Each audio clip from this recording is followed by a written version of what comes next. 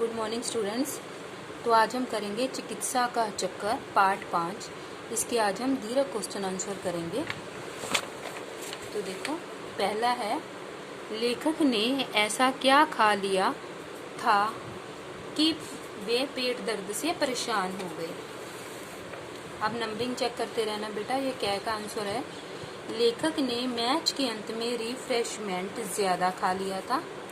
फिर घर आकर पत्नी के आग्रह पर खाने के नाम पर 12 पूड़ियां, आधा पाव मलाई तथा 6 रसगुल्ले भी खा लिए थे, जिसके कारण वे पेट दर्द से परेशान हो गए थे। अब रिफ्रेशमेंट भी ज्यादा खा लिया था और घर आकर भी इतना सब कुछ खा लिया, तो पेट में दर्द तो होएगा ना। तो जितनी भूख हो उतना खाना चाहिए। स्वाद के चक्कर में ज्यादा खाएंगे तो पेट का दर्द तो होएगा ही, है ना। चलो खैर, प्रश्न, लेखक को देखने के लिए आने वाले लोगों ने इलाज के क्या क्या नुस्खे सुझाए। तो देखो, लेखक को देखने के लिए आने वाले लोगों ने इलाज के लिए कई नुस्खे बताए, जैसे हींग पिलाना, चूना खिलाना आदि। आयुर्वेदाचार्य, रसज्ञ रंजन, चिकित्सा मार्तंड, वैद्य, हकीम, डॉक्टर तथा ओझा। ओझा किसको बोलते हैं? जो ये चुड़ैल भूत प्रेत का वो जो झाड़ा लगाते हैं उनको बोला जाता है, आदि को दिखाने की सलाह दी गई। होम्योपैथी दवाई, एक्सरे, जल चिकित्सा आदि कई प्रकार के सुझाव भी दिए गए। ठीक है, तो आगे करो। नेक्स्ट है, वे यथा नाम तथा गुण वाले व्यक्ति थे। यह किनके विषय में कहा गया है? उनकी दवाई से लेखक को क्या फायदा हुआ। ये यथा नाम तथा गुण वाले व्यक्ति थे।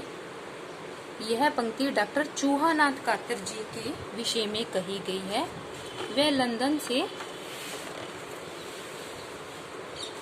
FRCS डिग्री धारक थे, मतलब उन्होंने ये डिग्री ले रखी थी। उनके द्वारा मंगवाई गई दवा के इंजेक्शन से लेखक को नींद आ गई। लेखक के पेट का दर्द दूसरे दिन प्रातःकाल तक ठीक हो गया था। आगे देखो, डॉक्टर साहब ने जिन भयंकर मर्जों का नाम लिया था उनका स्वरूप मेरी रोती हुई आंखों के सामने नृत्य करने लगा। इसका यह पहला पार्ट है, यह वाक्य किसने किस संदर्भ में कहा। तो पहले हम इसका करेंगे। यह वाक्य लेखक ने विभिन्न भयंकर मर्जों के संदर्भ में कहा जो डॉक्टर चूहानाथ कातर ने उन्हें बताए थे। उन्होंने लेखक से कहा कि यदि वे दवा ना पिएंगे तो वे सब रोग उन्हें हो सकते हैं। ठीक है। सेकंड है, लेखक की घबराहट का कारण क्या था।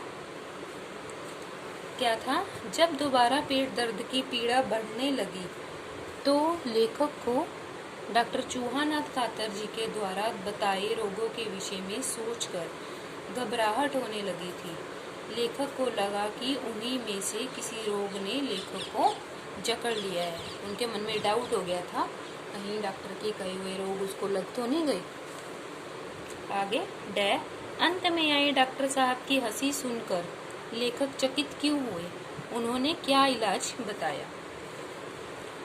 देखो, अंत में आए डॉक्टर साहब की हंसी सुनकर लेखक इसलिए चकित हो गए क्योंकि उन्हें देखकर डॉक्टर इस प्रकार हंसने लगे जैसे कुछ हुआ ही ना हो।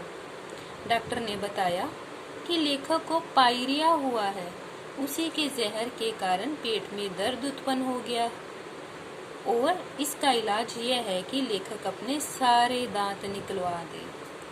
ये दांत की बीमारी थी।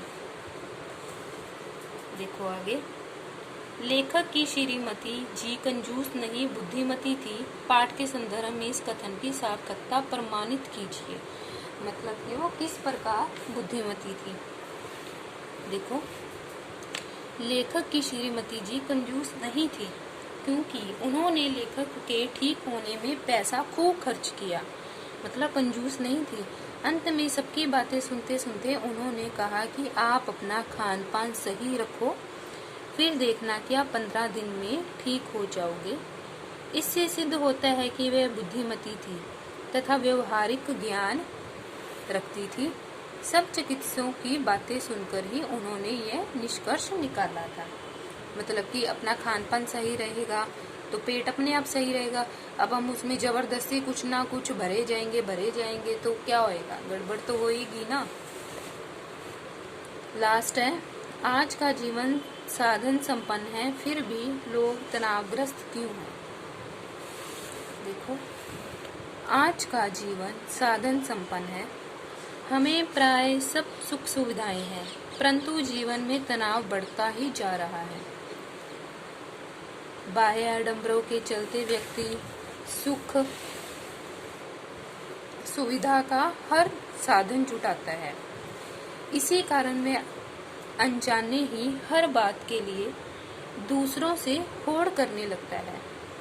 इस अर्थहीन प्रतियोगिता के कारण लोगों को जीवन से प्रसन्नता के क्षण चुराना, घर तथा समाज में स्वाभाविक रिश्ते बनाए रखना एवं सादगीपूर्ण जीवन जीना भूलता जा रहा है, जो तनाव का मुख्य कारण है।